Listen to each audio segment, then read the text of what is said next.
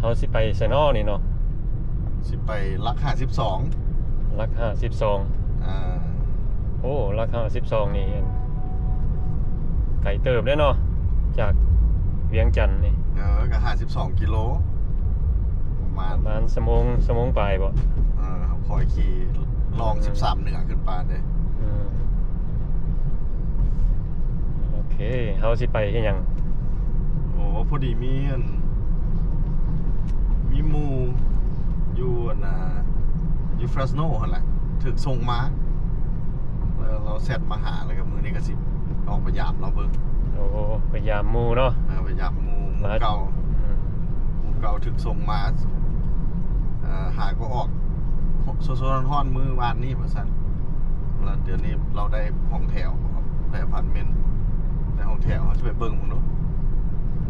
โอ้หมู่เก่ามาจากเฟรสโนแคลิฟอร์เนียแม่นแล้วถึกส่งมาเนาะโอ้มีหลายคนอีหลีถึกส่งมาแต่กับบ่เป็นหยังมาพี่ก็มาเริ่มต้นชีวิตใหม่สุดยอดสำหรับบางคนเนาะแต่ว่าเขาก็เคยถามหลายคนกับมักประเทศลาวเขาสิไปเบิ่งเนาะว่าเพิ่นเป็นคนหน้าตาแบบใดแล้วก็อยู่แบบใดติดตามเนาะอีกจังหน่อยพวกเขาก็ฮอดละขี่รถจากในเวียงไปลัก52ก็สิใช้ประมาณชั่วโมงปลายเนาะบ่ฮอดเนาะชั่วโมงนึงซะอ๋อชั่วโมงนึงเขาบ่ขี่ไว้เด้เขาเห็นหมอสาวบ้านธรรมชาติคอยขี่ไปเบิ่งบ้านเบิ่งเมืองนะเขาบ่ได้เฝ้าฟังเอียงแม่นคอยไปผู้สาวขี่รถจักรนี่ก็ถ่ายผู้สาวอยู่โนโจถ่ายให้ FC เบิ่งนี่ FC อยากเห็นผู้สาวเพราะว่า FC เฮาก็มีสายโสดหลายได้มีอยู่คันมีคอมเมนต์มาเบิ่งมีอยู่บ่สายโสดมีบ่คนโสดคอมเมนต์เข้ามาเด้อไอ้บ่าวโสดไปจะเห็นมอผู้สาวหั่นน่ะแซ่ผู้สาวอยากให้เฮาถ่ายอยู่บ่ผู้สาวเนาะเขาก็เฮาถ่ายไปซื่อๆล่ะเพราะว่าเขาเป็นมือกล้องเด้แคมราแมน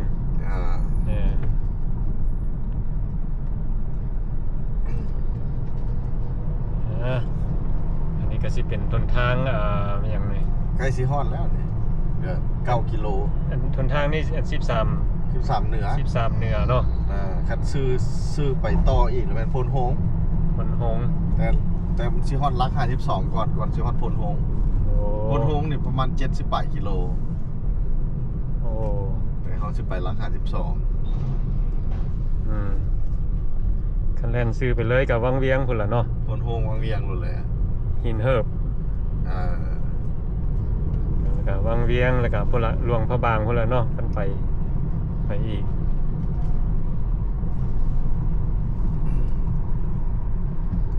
นี่แหละอยู่ประเทศลาวเนาะ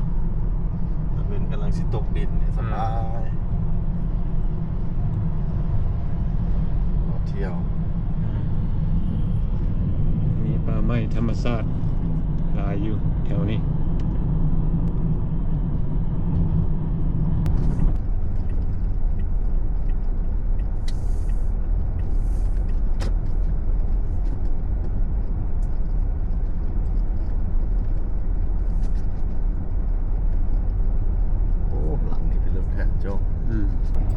ทงนาแมนอยู่บ่นี่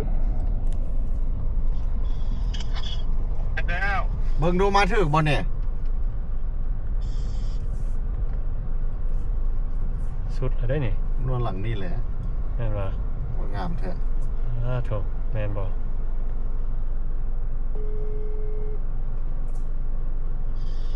นั่นหลังใหญ่ได้นี่นะแมนมอตุลีนี่แม่นแล้วหั่นน่ะจอนเด้อจะได้ออกไปเดี๋ยวนี้โอเคโอ้บ้านหลังงามอยู่กลางไฮกลางนาคุณตัวนี่เนาะไป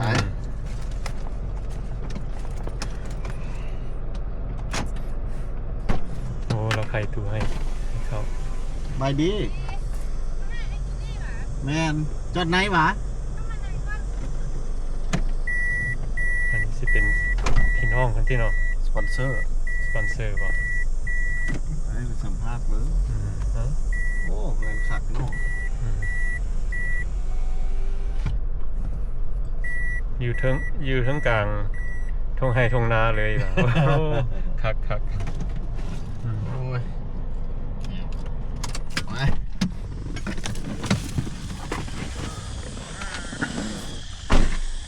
พี่เบิ่งบรรยากาศ แล้วสองไอ้น้องเขาเอาน้ำมาให้คนละแพ็กเนาะ เออ เอามะม่วงน้ำบ่โจ เอามะม่วงส้มมาให้เพิ่นกินน้ ม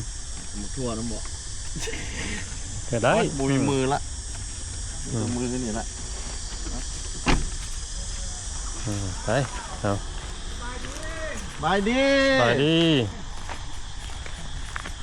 ว้าว มาถึกอยู่หวะเนาะถึกว่าใส่ละผู้เกี่ยว เข้าไปอันนายนี่เพื่อเดียวไปบ้านเพื่อนนั่นหอพักเพื่อนนอน เอ้าเราบ่ได้นอนนี่หว่า เราไม่ได้นอนอยู่นี่เรานอนบ้านพักเขา แล้วเราส่งมาพี่หว่า ให้ลูกสาวพวกนี่ในตัวนี้ไปครับประกันนะเพื่อนมาอยู่พี่ มันจะนำพี่แต่เพื่อนนอนอยู่บ้านพักเขา โอ้ เอ้าที่ไปอยู่ตลอดไหวบ้านผักที่เสียเงิน ยังวะ คือเป็นคืนเลยหว่า บอเป็นเดือน เดือน นึง700,000ที่ตามเราเอาเนี่ย ก็โอเคเดือนหนึง700,000 ใส่เมียนจากยิงกระต่ายยิงได้อยู่ โอ้ไปทางหลังพอแล้ว ยิงได้เนาะ มีห้องน้ำบอกอยู่ใส่เข้าห้องน้ำก็ได้บอกเข้าห้องน้ำไปยิงไปรถโอ้ยะ โอ้มันเพื่อนไผ่ขึ้นมางามเท่าไรนี่น่ะ ก็เงินในเฮานี่แหละ เงินเจ้าอ่ะ แม่น ผู้นำปั่นวิสอดผู้นั้นนี่นะนี่บอกงามนี่อยู่แบบธรรมชาติ บุญเดือนธรรมชาติ มีทั้งหลังที่อีกโจ อืมบ้านหลังนี้หาก็ปุ๊บได้เนาะเห็นบ่ ได้ประมาณ3 ปี 4 ปีแล้ว 3-4 ปีโอ้อยู่ทั้งกลางนาเลยเนาะ เป็นทางการหนาว โอ้คักได้นี่นะ อยู่พี่แหละตะกี้บ้านอยู่ในบ้านพุทธ อันนี้สิเป็นบ้านสวนซื่อๆบ่ อยู่เลยให้แล้วยังปลูกก็เชื่อปลูกอยู่ในบ้านเนี่ยมันอัดพด โอ้ สบายดีคนบ้านนอก สบายดี ดาราได้ดิน่ะ วะ ดาราได้ดิน่ะ สบายดี สบายดีโอ้ยินดีที่ได้เห็นตัวจริงธรรมดาบ่ได้เห็นเพิ่นได้เพิ่นถ่ายน่ะ YouTube เด้ เป็นยังก็เปอร์เซ็นต์ ฮะ เพิ่นเลาะถ่าย YouTube ได้เพิ่น วะ ใครก็ไปมาๆอยู่นี่แหละม เอาบ่เผ็ดสิเอาบ่ฮะ เพิ่นเอาละจองนึงอ่ะดิ ถ้าจอกนึง สิอยู่แล้ว โอ้ยจังได๋ โอ้นักเลงนักเลงกล้ามใหญ่แท้กล้ามผูเนาะ สบายดี อืม เอาแล้วไปอยู่บ้านผัก ฮะ ตัวไปอยู่บ้านผักคน อยู่ไส เศร้าห้องแถวหวะ ของแถว ข้างๆนี่ล่ะ เศร้าห้องแถ เช่น ว เดโมนี้ เอาเป็นวัด ติดวัดน้ำเขาเป็นติดเลยเด้ แต่มึงถอดหมวกแล้วมึง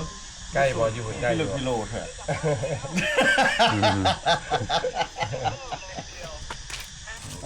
อันนั้นไม่ของแท้บ่ห้อยอยู่อันเดียวหัน ของแท้นะหั่นน่ะ โอ้โหแมน แม่นแหละของแท้นะ ของแท้ว่ะ บักละมุด โอ้เราชีวิตเราสิยืนยาวคนมือไหนนอนเนาะ โอ้แน่มึง แขนอยู่เส้นได้ สุกแล้วเนี่ยน่ะ โบยัง สู้เราหัน ยังสันสุก โอ้ยามได้นี่คนนี้ เขาบอกผู้ใดใส่มาก็บีบนะเนาะยังน้อยเดียวครับ ยามได้นี่เพิ่นฮู้อีกแล้วมึง ตะกี้มันไหลดิมันหั่นมันกินด้านมือเป็นไฟไม้แค่มันก็บีบเลย บ่มีห้อยเล็บติ บ่มีเดี๋ยวสัก โอ้ ที ยให้ไปยิงโอ้ยยิงแล้วบ่ได้กินจริงด้วย อีกแล้วมันแห้งแล้วเลย เออ ตะกี้มันไหลเลย โอ้แล้วตู้เศร้าอยู่หันเดือนละ700,000 แม่นล่ะ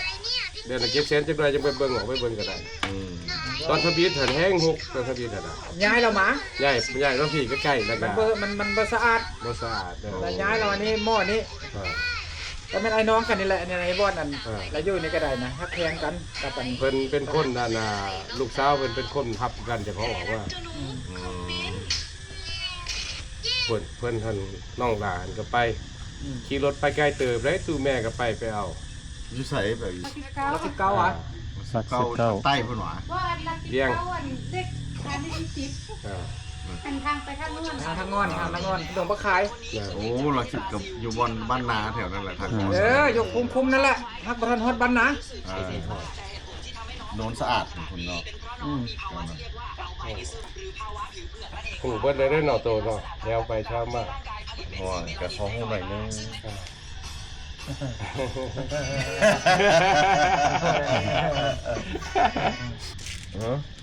เห็นเขาไปหัน เขาไปจังไหน เขาไปพวกเขาไปก่อนหันเขาบ่เอาแล้วเจ้าของก็เลยเข้าไป ท้าเอาโต้ คันเขาไปหันเขาเอาพวกนั้นเขาก็บ่เข้าไปเพิ่นบอกอันนี้พวกเขาไปก่อนบ่เอาข่อยเข้าไปเขาคุบ โอ้ บ้านนี้เขาอยากเขาคุบข่อยแล้วพวกที่ว่าไปก่อนหันกลับมาเขาก็เอาบ้าน เรื่องราวมันเป็นอย่างนั้นก็สั่นกับสิโจเป็นก่อนแล้วจากเดือน2 เดือนยังหาเงินตื่มอีก โอ้โตกระท่าเบิ่งยูดอก เขาเบิ่งอยู่เขาจอบเบิ่งอยู่ เห็นเขาเข้าไปแล้วเขาออกมาได้ มาได้ออกมาได้บ่กักบ่หยังเลยนะ บอกกันว่าปลอดภัย ปลอดภัยแล้วบัดเฮาเข้าไปแล้วเขาคุบ เมาบินเข้า เออ แต่ว่าพอออกไปแล้วกลับขึ้นมันเอาคือกันบ่ เอาคือกัน แต่ว่าพวกไปก่อนหันเพราะว่าข่อยล่มน้ำเขาตลอดได้ตัวบ่ล่มน้ำเขาตลอดเขาไปเป็นจังไดเบิ่งสถานการณ์เป็นจังไดโอ้บ่มีหยังดอกว่าซั่นเดือนหน้าให้กลับมาคืนบัดเฮาเข้าไปปรับเขาก็คุบปรับ โอ้เขาคือสลัดแต่คือหู้ว่าตัวจอบเบิ่งอยู่ คือฮู้นี่ล่ะ คือเขาหู้เนาะ บัดนี้เฮาเข้าไปหันเขาคุบเฮาหันบัดพวกมาน้ำหลังหันพวกที่ว่าไปก่อนหั่นนะกลับมาหันเขาคุบอีกก็คือกันกับพวกหมอโหล่นมาอย่างนั้นแหละ เขาสลัดเนาะหู้ได้หมดเนาะ หมอโหล่นแล้วมันไผแน่ อันนั้นบ่เข้าไปแล้ว แล้วไป บ่เข้าไปเลยแหละ โดนปานไหนเขา 4 เดือนครึ่ง ป้าติโถ เจ้าของหึงเจ้าของ โอ้เจ็บนักตัวนี้ เจ็บหนัก 4 เดือน ทรมาน บางคนอาทิตย์เดียวบ่2ทิศบ่ตามสัมภาษณ์ เขาจับเนียนก่อนเขาสิส่งมาน่ะ 4 เดือนนี่ทรมานแล้วตัวนี้น่ะ เดือนไป2 เดือน เดี๋ยวนี้ไว้เดี๋ยวนี้น่ะเดี๋ยวนี้ไว้บ่คือสมัยตะกี้แล้วเบิ่งอันน่ะอยู่หันอยู่ศูนย์หันมีคนอยู่หัน70กว่าคนเนาะเข้ามาอีกทิศหน้าเอามาอีก70อีกธรรมดามันต้องเบิดเดือนก่อนแล้วคนนี้จากหันเบิดแล้วเขาจะเอามาอันนี้บ่เข้ามาตื่มอีก โอ้หมอกับมาสวัสดิ์สันฟ้าได้บัดนี้มาพี่ แม่นว่าโจแม่นอยู่ว่าสวรรค์สัตว์ฟ้า ห้วยเขาก็เที่ยวมานี่ตลอดเว้ย แม่นละ ของเท่ แต่ว่าอยู่นี่เขาก็ต้องได้มีเงินใส่จ่ายเนาะ กินครับ คันเขามีเงินใส่จ่ายมันก็ ทอนเงินได้หลายอยู่ติ โอ้ย ฮู้โตก็สิได้มาเนาะ มันเจ้าของก็คือตัวหูแล้วหาก็ออกมา3 ปี เนี่ย ค่ารถค่าโทรศัพท์ค่าอยู่ค่ากินมันบ่อยู่เพิ่นบ่ได้แม่นถึกๆได้ แม่น เงินเฮา2 เดือนอันเดือนหนึง 2,000 จังซี่เอา แม่น ค่ารถ800เอาค่าโทรศัพท์150จังซี่เอาค่าน้ำมันอีกมันสิเอาเงินบ่ได้ใช้ ยังบ่ได้ทอน เก็บ เว้านี่น่ะ บ่ได้ทอนบ่ได้ทันได้ทอนหยังเลย เรา ตายกู เว้าง่ายๆซะอยู่อเมริกาน่ะทอนเงินนี่ยาก ยาก คันเจ้าจ่ายทุกสิ่งทุกอย่างไว้ไปว่าบุญหลายแล้ว ยากบ้านนี้ตอนค่อยเริ่มซื้อรถคันนั้นหั่นน่ะค่อยก็บ่ฮู้ว่าค่อยสิได้กลับมาเมืองลาวคันค่อยฮู้ค่อยเบ้ารถ โอ้ บุญ ของอันน่ะค่อยซื้อตั้งแต่อันน่ะมอไบเดนเพิ่นรถหั่นน่ะบ้านนี้มัน reliable มันบ่รถก็ดีมันบ่รถบ่เพ่บ่หยังมันบ่คันเราซื้อรถเก่ามันก็ได้แป้งได้หยังคือ มันก็แพงแน่เนาะ แม่น แพงแล้วก็เป็น ได้แป้งเพราะว่าทบิตออกไปหั่นก็ซื้อรถเก่าหั่นแล้วมาขี่ 4,000 หั่นบ้านนี้ก็เพิ่มเข้าไปอีก 3,000 อีกก็ยังบ่ดีอีกรถหั่นน่ะเจ้าของเลยตัดสินใจไปเอารถดีๆมาขี่บ้านนี้ก็มันเป็นจังซี่ โอเคแม่นแล้วรถได้บัดนี้ โอ้ยน้องสาวเอาไปเปลี่ยนเขาแล้วไปเปลี่ยนเอารถใหม่แล้ว2 คันไปเปลี่ยนเอาคันหนึงเปลี่ยนเอา2,000 น้องสาวโอนเงินมาให้แล้วติ เพิ่นให้ตั้งแต่อยู่พุ่นแล้ว6-400 หือ เจ้าของมีเงินมาหัน$500มีเงินติดโตมาหั่นน่ะ โอ้แล้วเดี๋ยวนี้เรื่อยๆก็ส่งเงินมาซอยตัว บ่ทันได้ส่งมาแต่ว่าก็บ่เป็นหยังดอกเขาสิส่งมาให้อยู่ดอก อืม โอ้ตั้งใจแล้วบัดนี้มาอยู่พี่ละ อืม เออ ชีวิตใหม่ได้มาพี่น่ะ เกิดใหม่ เรคเกิดตัวเคลียร์หมัดนี่ เกิดใหม่ เออ เป็นคนใหม่ไปเลยจังว่าเขาสิเบิ่งดูทรงผมเหมือนของเด้อสิตัดไทย สิแป้งไงทรงผมสิแป้งไงหมอโจนี่ก่อนสิเมื่อนี่เขาสิตัดไห้หมอโจเนี่ยตัด บอก ไห้ โอ้เป็นสร้างตัดผมว่า สร้า เจ้าง ตัดผมแล้วเขาสิเปิดห้านตัดผมสักลาย โอ้ดีดีดี โอ้หมอ สร้างตัดผม แป้งแอร์เย็นก็เป็นแต่ว่าถ้าเบิ่งสถานการณ์ก่อน สบายดี ดู ผู้ แม่ นี้เป็นไผ น้องหลา ใช่ ผู้นี้ น้องหลาลูกสาวลูกสาวเพิ่น ลูกสาวอ่ะ แม่ก็ นี่นะ นี่นะ แม่นี่นะ อันนั้นแม่ เมีย ลูกสาว เมียก็วายใช่ไหม คนเดียวคนนี้แล้วมันลูกสาวละ อันนั้นผู้เมียเป็นตู้ เจ้ามีจักลูก 3 คน สาม มีสาม 3เนาะ มีลูก3 คน แล้วผู้ใดสปอนเซอร์ตัวมา อันน่าเอื้อยเพิ่น เพื่อนไปเล่นแล้ว ไปเล่นนะ ไปบางทีนี่ ไปเล่น ไปเที่ยวลิ้นละ ไปเที่ยวแล้ว ลาเอ้ยอีกสองละ ส่งมือแล้ว คุณพาไปเที่ยวที่เราบอกกันไว้วันจันทร์พาไป เอาบ่น้ำเนาะไหวคนบ้านนอกก็อยากน้ำคือกันแน่นอน เอาว่าอันน่ะ เรานี่อยู่พุ่นบ่ อยู่พุ่นเรามาเที่ยวไปเที่ยวมา โอ้ เพิ่นหันซ้ำอยู่พี่แหละเพิ่นหันน่ะแต่เลยดิตี้มาตลอด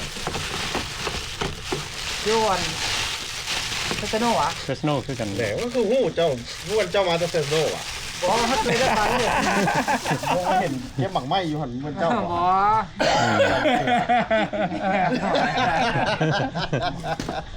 ต้นมะพร้าว ที่มันหลาย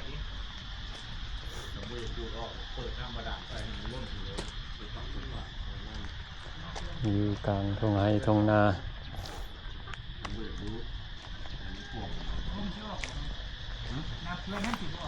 อ๋อมันก็เปลี่ยนไปแล้วมันก็ออกถ้าเจ้าเบียดดู ดูสะกกไม้ได้เพียงนี้ ไฮนาออมแอมนี่ของเจ้าอ่ะ ใช่ ไฮนานี่นะ แม่ของพี่เนาะของน้องเบิดได้รอบนี้นะ ว้าว นี่ลูกของหลานของพี่ของน้อง รีสอร์ทนี่นะเฮือนเราบึงแม่นี่ อืม ออกแบบ เลาะเบิ่งดู ต้นเศรษฐีอยู่นั่นนี่คุณนี่เฮือนเศรษฐีอะ แม่นวะ ใส่นี่ต้นอันนี้เนี่ยอยู่ต่างประเทศมีแต่เฮือนเศรษฐี โอ้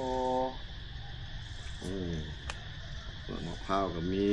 มะพร้าวเตี้ย2 ปีแล้วนี่5 ปีนี่สิเป็นมากกว่าบ่ละ2 ปีได้ซ้ำนี้ มีพวกเงินให้โตกัน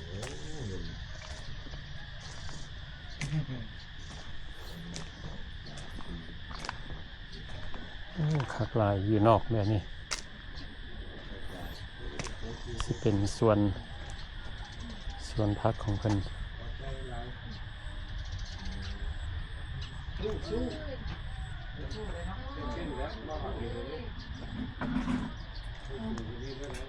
โทรศัพท์ใช้กับมีแล้วเนาะ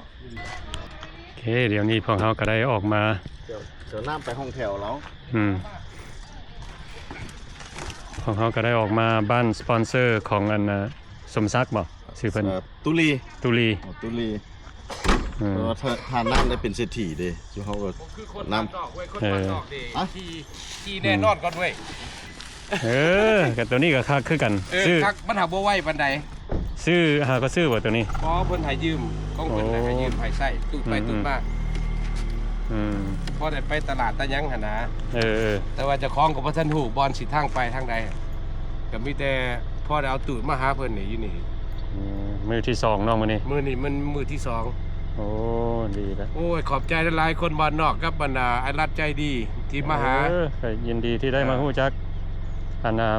มานี่มือที่สองน่ะฮู้สึกว่าจังไดล่ะ What you think about โอ้ ที่ลาว อัน นี่ นี้ก็บ่จักแนวสิคือเถื่อมีแต่ว่าได้เกิดใหม่ว่าซั่นซะ เกิดใหม่ เกิ เนาะ ดใหม่ได้เริ่มชีวิตใหม่เริ่มต้นใหม่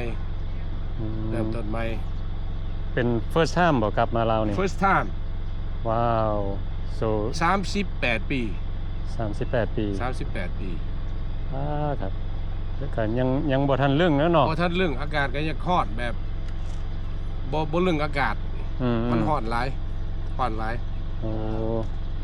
บัด อ่า เจ้ากับมักอยู่ติมาเห็นล่ะ มัก มักเนาะ มัก แคลิฟอร์เนีย แต่ว่าสิ่งที่ดีเป็นความที่ดีแหละที่ว่าเฮาได้มาอยู่ อย่า เมืองลาวน่ะ ออกจากสูตรมาเมื่อวานนี้ เห็นตั้งชีวิตใหม่เนาะ เริ่มชีวิตใหม่ เริ่มชีวิตใหม่อยู่เพิ่นก็มี you have anybody you โอ้ก็มีแล้วมีน้องสาว3คนได้น้องชาย4คนอยู่ ลูกเมียหยังเด้ บ่มี บ่มี ลู เนาะ กอยู่หักเมียบ่มี ลูกเขาเจ้าใหญ่เบิดแล้วบ่ ลูกกกคัน19 ปีแต่ว่าบ่ฮู้ว่าอยู่ไสติดต่อหาเขาบ่ได้เพราะค่อยก็หาก็ออกมาเริ่มต้นใหม่อะน่ะ3 ปีก่อนนี่ โอ้โอเค ค่อยไปเฮิงเติบได้ค่อยไปอันน่ะเกือบ12 ปีได้ โอ้ เข้าใจอยู่ติ เข้าใจ ค่อยหาก็ออกมาเริ่มต้นใหม่นี่ค่อยเฮ็ดเวียกเฮ็ดงาน แล้วก็มาเป็นจังซี่นี่ก็เลยตั้งตัวบ่ทันหันนะ ออกมา3ปีไปเฮ็ดเวียกเฮ็ดงาน เฮ็ดเวียกเฮ็ดงานแต่ก็มันบ่ได้คิดว่าสิได้เป็นแนวนี้สถานการณ์นี่คิดบ่คิดบ่ฝันว่าสิได้มาอยู่เมืองลาวจังซั่นซะแต่ว่ามาอยู่ก็ดีดีเป็นแนวหนึงมาพี่แล้วก็สิเอาโอกาสตัวนี้นี่แบบหาตัดผมเปิดห้านตัดผมเปิดห้านซักลายไปจังซี่นะ ดี แนวที่ว่าเฮาเฮ็ดได้นะ เขาก็ต้องได้หาวิธีหาเงินแหละ แม่น you know เพราะว่าอยู่ใส่เนาะอยู่ลาวหรือว่าอยู่อเมริกาต้องได้มีอินคัม แม่นวิธี survive วิธีอันน่ะหาเงินหาค่ำมันแหละเอาตัวน่ะเพราะว่าเฮาอยู่พี่เฮาก็ยังมีเบี้ยวมีหยังอยู่เด้ แม่น มีเบี้ยวมีหยังแต่ถึงสิถือก็แม่นอยู่แต่ว่าเฮาก็ยังได้อยู่ได้กินแม่นบ่ล่ะ หากแต่ว่าอยู่ลาวนี่ค่อยคิดว่า opportunity มัน หลายกว่า มันหลาย หลา แม่ ย น กว่าแม่น โอ้แต่เจ้าหาวก็มานี่เจ้าก็ยังฮู้ หาวก็มาแล้ว2มื้อ มื้อที่2เอาข่อยติดตามเจ้าเฮิงเลยเด้ แม่นว่า แม่นข่อยติดตามเจ้าเฮิงแล้วกับหมอรัดนี่ข่อยเบิ่งเจ้าอยู่หั่นข่อยก็เบิ่งแต่ YouTube สิตีกันกับแม็กพุ่นน่ะย้อนอยากเบิ่ง YouTube จุเจ้าน่ะ โอ้อยู่ในอันอยู่ใน detention อยู่ Texas หั่น โอ้วัดเดือน บ่อนนั้น เาะ มันบ่แม่นคนสิได้อยู่เฮิงคนไปอยู่หันชั่วคราวทิศ1 2ทิศแล้วก็ขึ้นยนต์รถหั่นนะอยู่คอยไปตกอยู่พุ่นมันไปถึกย่ามมาหนาคนมีโซ่อัพเบรกแล้วเขาก็เลยเอาคนที่น่ะใส่จู่เฮาหั่นน่ะก็มันนี่นะอยู่คอยกับมันหมอนั่นน่ะมาหันช่วยขนาดช่วยได้อยู่เฮิงแล้วก็ไปตกปานได้ก็ทรมานอยู่คอยน่ะ โอ้ ลำบากอีหลีแต่ว่าก็คือเว้าแล้วเพิ่นคอยกับเราก็เว้าหยอกกันสิได้ขึ้นสวรรค์ก็ต้องตกนรกก่อน แม่น แม่น แปลว่ามานี่ซ้ำก็ว่าได้ขึ้นสวรรค์นี่ ซ้ำได้ขึ้นสวรรค์แม่น ว้าว แม่นแหละ โซเจ้ามาฮอดลาวปุ๊บนี่เขาเจ้าก็ต้อนรับดีอยู่ติ แม่นโอ้ยเพิ่นต้อนรับข่อยเกรงใจเพิ่นจ้อยบ่อยากให้เพิ่นลำบากนะบ่อยากให้ลำบากเพิ่นคือจังซี่นั้นรถจักรเพิ่นก็มีให้ขี่ให้ใช้ไปเอาลงอันห้องแถวแม่นให้อีก โอ้ หลายหน่อยคนได้สิมีแนวนั้นน่ะ แม่น แม่นหน่อยคนได้แต่ว่าข่อยก็บ่อยากวนเพิ่นหลายนะบ่อยากให้เพิ่นลำบากนำ แม่นเพิ่นก็อันนี้ก็เป็นน้ำใจของเพิ่นเนาะเพิ่นก็ซอยเหลือเฮา แม่น มาใหม่ แม่น กับสิเป็น opportunity ของเฮา you know to get back on our feet แม่น you know บัดนี้สิไปเบิ่งอันบ้านพักเจ้าเนาะอพาร์ตเมนต์เจ้าเนาะ แม่นไป โอเคสินำก้นไปเด้อ โอเคโอ้อันนี้สิเป็นบ้าน โอ้ขักขนาดโจมันเลี้ยงไก่เลี้ยงหยัง โอ้บ้านก็เป็นบ้านอยู่ได้นี่ตัวนี้นี่ แล้วก็ยามฝนมากับน้ำเต็มหนองหั่นเลี้ยงเป็ดเลี้ยงไก่แบบอยู่แบบพอเพียงนะนี่ขักเลยเรา ครับนี่นอก แต่ว่าอยู่ในป่าจังซี่อยู่ในทงนาจังซี่เลี้ยวไปมึงโจมันก็มางามในเฮือนหลังนั้นพุ่นเนาะจะเบิ่งเป็นโดดเด่นบ่ โอ้3สั้น4สั้น โอ้เจ้าเบิ่งอยู่เทิงพุ่นก็มีอันนั้นอีกจะเบิ่งไหมฮะบ่ธรรมดาเด้ โอ้สะออนม่วงพุ่นน่ะ ม่วงบางต้นก็เป็นหลายบางต้นก็บ่เป็น เดี๋ยวนี้พวกเฮาก็สินำมันไปเบิ่งอันอพาร์ตเมนต์ของตูรี่เนาะ อันสปอนเซอร์เราหั่นเอารถให้ยืมเหมือนเด้รถไฟฟ้ารถของสปอนเซอร์ได้ โอ้หมอมานี่ก็โชคดีได้ฮู้บ่ ส่งดีแล้วมัน ราะว่าเพิ่นก็ต้อนรับดีเพิ่นก็เทคแคร์ดีนะ สปอนเซอร์เราก็เป็นคนม่งอีกได้เออ โอ้สปอนเซอร์คนมง คนม่งนะฮะ โอ้ ก็มีน้ำ เขานึกว่าคนลาว มันก็มีน้ำใจ อืมว้าวเบิ่งเนาะอพาร์ตเมนต์เดือนละ700,000บ่ 700,000 กีบ 700,000กีบเป็นแบบใด เอาไปเบิ่งน้ำกัน โอเคขี่รถไฟฟ้า ถ้าหมอบ่มีหยัง อ่า ก็หมอก็หันออกคุกมาแล้วก็เหตุการณ์2 ปีแล้วก็ไปซื้อไปดาวน์รถทันมันยุ่งยาก อืม เดฮอนเลยเด้นี่ โอ้ฮอดแล้วนี่โอ้ เดี๋ยวนี้700,000 700,000เนาะ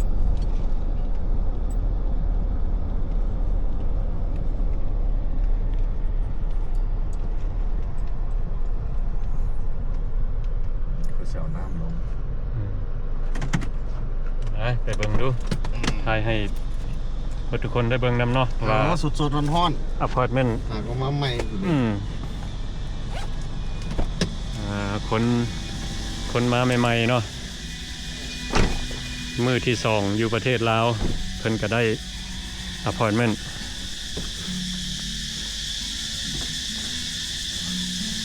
แต่รถนักทางอัด หาก็ออกจากศูนย์มือที่ 2 อืม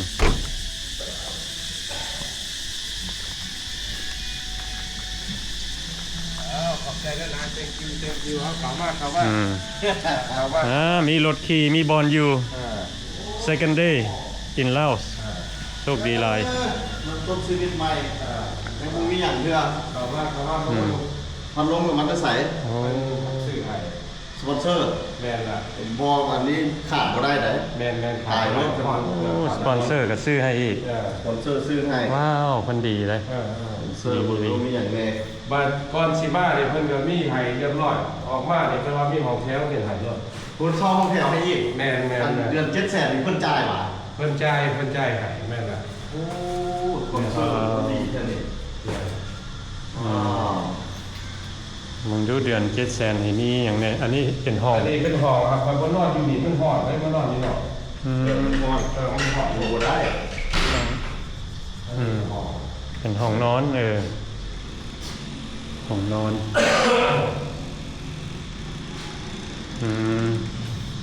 ห้องนอนและทางที่เป็นแบบเพิ่นครัวเนาะเพิ่นครัวอันนี้ก็เป็นห้องน้ำโอ้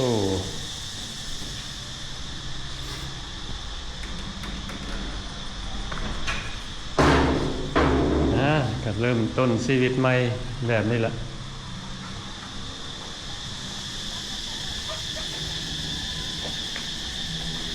อันนี้สิเป็นเฮือนคนบ่นี่ตัวนี้ แม่นละเพื่อนคน ผมเป็นเจ้าของอพาร์ตเมนต์บ่ บ่ฮู้เด้อตัวนี้เพิ่นบ่ได้ว่าให้ฟัง อืม แต่ว่าเจ้าของก็อยู่นี่แหละเจ้าของอพาร์ตเมนต์อยู่นี่ อืม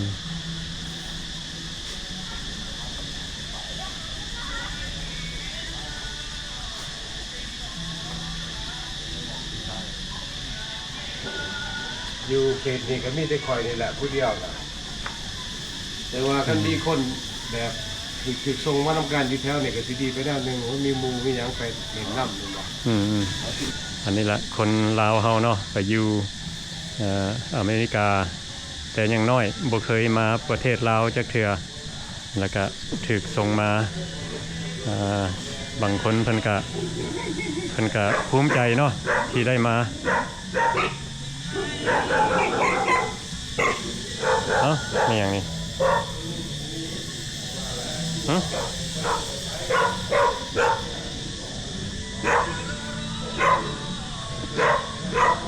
ปลากระป๋องก็ได้เหรอ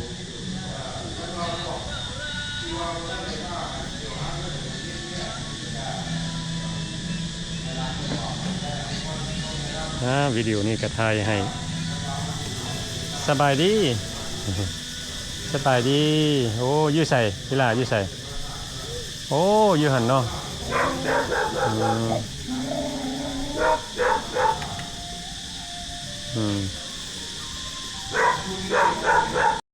โอเค เดี๋ยวนี้พวกเขาก็ได้ออกมาเยี่ยมยามทูรี่เนาะทูรี่เนี่ยเกิดสิเป็นหมู่เดียวกันครับไทยรัฐมาหลายปีแล้วเนาะ เห็นเป็นยังน้อยพุ่นแหละ เห็นแต่ยังน้อยก็บ่ได้เห็นกันดนแล้วก็มื้อนี้เพิ่นก็มาเบิ่ง สภาพการอยู่ของเพิ่นเป็นแบบใดเนาะอันนี้ก็สิเป็นอพาร์ตเมนต์ของเพิ่นเดือนหนึง700,000สปอนเซอร์ใจให้ โอ้สปอนเซอร์นี่ใจดีเว้ย บ่มีหยังเด้มีแต่พัดลมกับสปอนเซอร์เอาให้ เดี๋ยวเพิ่นสิไปเอาเสื้อมาให้หมอบัดนี้มานำกันอยู่บ่โจ โอเคเอาเสื้อเก่าเพิ่น สปอนเซอร์นี่คนม่งเนาะ เออ โอ้เพิ่นก็น้ำใจดี น้ำใจดีเลย เซาอพาร์ตเมนต์ใช่บ่ นั่นแหละเพิ่นเศร้าให้ เพิ่นเซาให้ มีบอลให้อยู่ แล้วเอารถให้ยืมอีก ถ้ารถให้ยืมอีก ว้าว เอารถให้ยืมอีกเพื่อนเพิ่นก็ใกล้ๆให้เพิ่นว่าบ่คันอยากกินข้าวก็ไปกินรถบ่จำเป็นต้องไปซื้อเพิ่นว่า โอ้บอกเลยสิบ่มีหยังกินนะนี่แต่ละมื้อนี่นะ ต้องกินแล้วก็มันบ่มีถ้วยมีวงหยังหั่นน่ะ เฮ้ย แล้ว ตลาดตะเลิดอย่างกับบ่ใกล้นี่เนาะ ตลาดนี่ก็มีแบบเป็นสน็อกสแน็คหยังหั่นน่ะ ก็ใครเนี่ยเพิ่นมีรถได้ขี่รถไป กินเป็นอยู่บ่ล่ะ ก็เป็น ต้องการตู้เย็นอีกนี่นะ บ่เป็นหยังดอกมันนะครับเจ้าของออกไปทางใหญ่แล้วก็คันออกไปทางใหญ่มันก็มีห้านฟอกห้านเพิ่นหยังเด้โอ้จังว่าเพิ่นเอารถไถนี่แหละเราฮู้อยู่ในหันมันบ่มีหยังเนาะบ่วงหยังก็บ่มี บ่มีอ้าวตายคุณพระเจ้า สบายดี โอ้มีแต่ของทะโลได้โจ นี่แต่ห้องเป่าเนาะก็เริ่มต้นใหม่ก็เป็นแบบนั้นละเนาะ building a new life เริ่มต้นใหม่วันนี้ตั้งต้นชีวิตใหม่สิ่งไหนที่ได้เฮ็ดพลาดไปแล้วก็บ่เฮ็ดอีกเนาะบัดนี้ เกิดโอกาสใหม่แล้วเด้ซ้ำเพิ่นให้เกิดใหม่ เกิดใหม่อยู่นี่นะ มาพี่แล้วก็ทำตัวดีแล้วก็จังซี่แหละ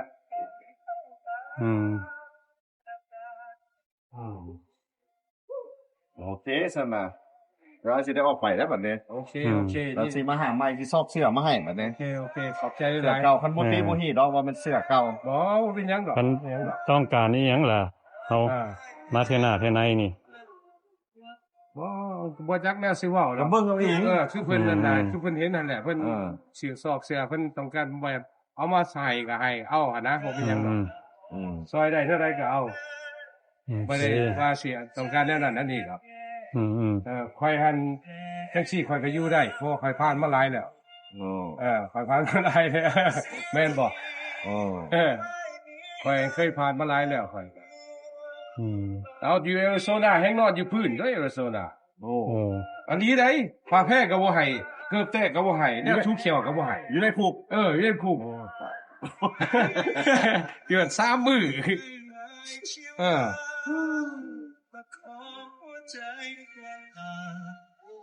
คันสิบ่อยากให้คนข้างกายเฮาลำบากนำนะพวกนี้คันเพิ่นซอยก็เกรงใจเพิ่นแน่น้อยนึงนะ แม่นเฮามาได้ซ้ำนี้เฮาก็ โอเคแล้ว โอเคเนาะ โอเคแล้วแม่นแล้ว แม่นแต่ก็ดีเด้โอ้บ่เฮาเห็นบางคนนี่มาก็โอ้บ่ได้ฮอดซ้ำนี้เจ้ามาได้ซ้ำนี้เจ้าก็โชคดี ข่อยก็โชคดีอีหลี โอเคเจอกันใหม่โอเคขี้แห้งแล้วเขาเหยียบขี้เนาะมันเลย บ่แม่นขี้งัวแถวนี้มื้อนี้พวกเขาก็ได้ออกมาเยี่ยมยามตุลี่อยู่รัก52เนาะ 52เมืองอีหยังนี่ เมืองอันพุนหงส์ เมืองพลโฮงแขวงเวียงจันทน์ แขวงเวียงจันทน์เพิ่นก็ ว่ายเบิ่งได้เด็กน้อยตายไปแล้วมั้ยเหยียบเด็กน้อยอยู่มุ้ยให้สิ อันนี้ก็สิเป็นมื้อที่2เพิ่นมาอยู่ประเทศลาวเนาะอันนี้ละหลายคนที่เฮาได้เห็นเนาะที่เพิ่นได้ถูกส่งมาแล้วก็มาตั้ง ปล่อยเหยียบเด็กน้อยนี่ ผมมีกล้องข้างหลังบ่ มาตั้งชีวิตใหม่เริ่มต้นใหม่ start everything สู้ตุลี่ สู่ชีวิต you can do it เออ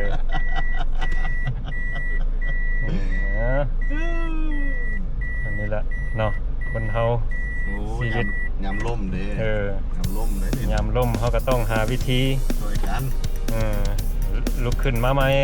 เออ เออ เอาซอยได้เขาก็ซอยไปเนาะ แต่คนมีเครื่องหลายอยู่ อืม เสือคนมาให้หมอ สิ่งบางอย่างล่ะบ่ว่าจะเป็นข้าวเป็นน้ำอหย่างเนาะ อืม สิ่งเล็กๆน้อย เข้าจักอย่างแล้วนี่ซื้อเข้าเป็นเป่ามาให้หมอ ๆอืม หมอผู้มีอย่างเลยจ้ะ อืม ต้องบวงจานนี่ได้โจ เออเดี๋ยวนี้กับพอดีประมาณ6 โมงตอนแรงพวกเขาก็จะได้พากันเดินทางกลับแล้วมันนี่นะนี่ก็จะอยู่นอกเมืองหน่อยนึงเนาะแต่ว่าก็มีชาวบ้านหลายเมื่อใดก็ขอขอบใจทุกคนที่เข้ามาเบิ่งวิดีโอของเรา